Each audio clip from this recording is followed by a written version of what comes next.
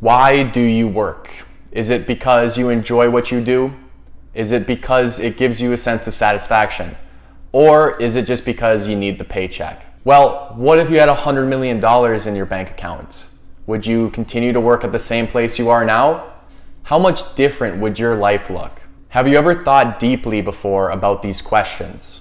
Most of us forget to question our life because we get so caught up in the monotony of everyday life. But what would happen if we started to question and test the most basic variables of the standard life plan? What if you never went to college? What if you worked 2 hours a day instead of 8? What if you retired right now? Well, if I've successfully piqued your curiosity, let me take you through these 4 lessons from the 4-hour work week that will help you do things that you never even thought possible before.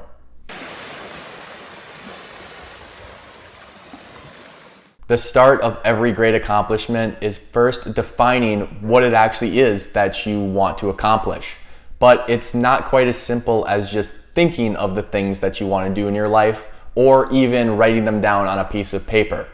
There are a few key concepts that will make this step a lot more powerful. First off, the shorter the time horizon of these goals, the more likely you are to actually accomplish them. So aim for goals that you can finish within a couple of months and not a couple of years. Second, when thinking of your goals, write every single thing that you want in life down on a piece of paper. This could be everything from a luxury car to a trip to France or even making a new friend. Write every single thing down. It doesn't matter what it is. Then after you finish that, pick only 3 from that entire list. What means the most to you? This exercise will let you see the world in abundance and full of different opportunities. But then it's going to get you hyper focused on your starting point. The next step is to break those 3 goals down into exact detailed steps of how you're going to achieve it. So let's take that fancy new car, for example. In order to get that fancy car in the next 6 months, I'm going to need to make an extra $20,000.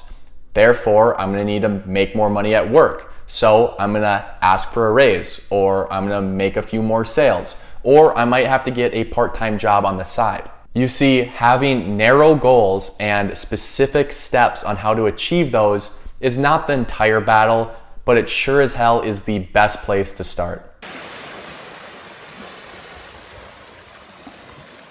The shortest path between 2 points is a straight line. And since you know where you are right now and you just defined where it is you want to go, let's start walking that line. But how do we walk in a straight line? And now you're probably thinking, why does he keep talking about a straight line? Is this guy crazy? Yes, but you know what else is crazy? Overcomplicating your life for no reason at all. Simplicity is key. Whenever I find myself overcomplicating my life, I always think of my favorite acronym, KISS. Keep it simple, stupid. The less we have going on, the less we have to worry about, the more focus and attention we can put into the task at hand. It's a given fact that human beings cannot multitask effectively. So instead of doing it all, cut out the noise, walk in a straight line, and focus on the thing in front of you. And adding on to that, there's this thing called Parkinson's Law, which basically states that your amount of work will expand to fill the amount of time you've allotted for its completion. It's kind of like back in high school when you used to save that big paper until the night right before it's due, and then you would grind it all out just in that one night. And guess what? The paper that you wrote in that shorter time frame would oftentimes be better than the one that took you 2 weeks to write. Why is that? Well, when you don't have time to overthink and cram a bunch of worthless nonsense into your work, it comes out clean, simple, getting straight to the point, and oftentimes less is more. Have you ever asked someone how they're doing and they respond with, "Oh, you know how it is, busy, busy, busy." And they say it with that sarcastic sense of pride because they think they're so important just because they're busy? Well, guess what? Being busy is oftentimes just an excuse for being lazy.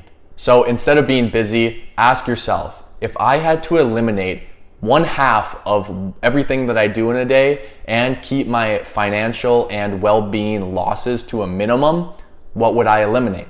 When I ask myself this question, the first thing to go is social media.